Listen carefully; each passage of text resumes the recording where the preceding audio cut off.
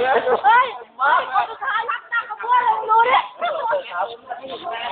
ไม่เกิดยังไงครับ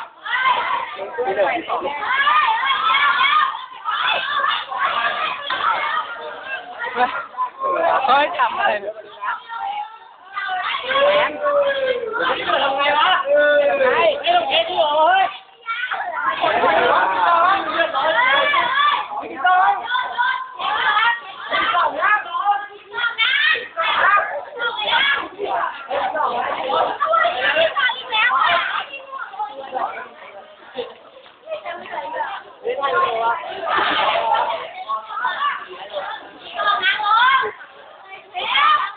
มาเป็นเสียว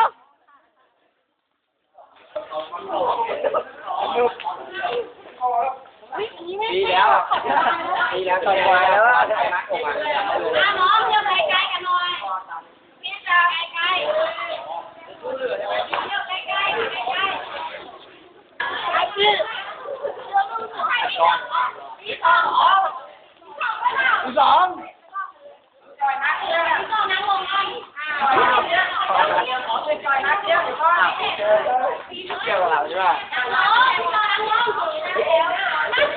มองไม่เห็นอ้าวน้องตัวใหญ่กว่าดิ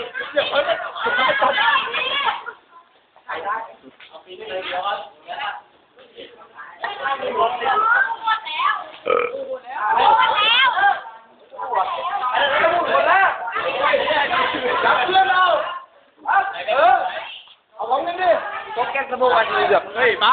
แรงเกินเฮ้ยสองก้อน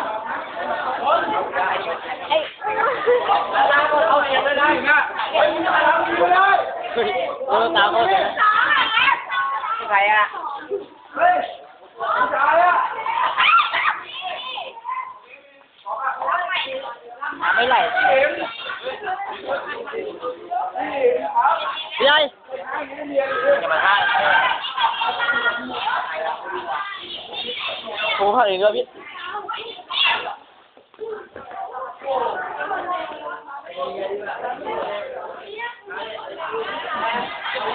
ตกไปเลย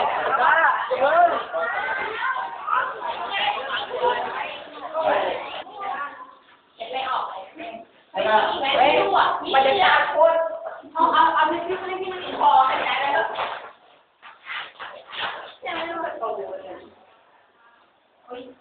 หนุ่มเลยดีกว่าโอ้มึงยังได้เลยกูอายวะไปดูยังอยู่อีกเหรออย่าอัดผมแม่เจอเลยไม่มาเลยอ่ะไอ้อ้วนไม่เลิกเหรอห้องอาบน้ำวันนู้นอ่ะน้ำไม่รู้เราเปิดอยู่เลยโอ้ยโอ้ยอัดว่ะเอามาไหนอันเดียวอ่ะ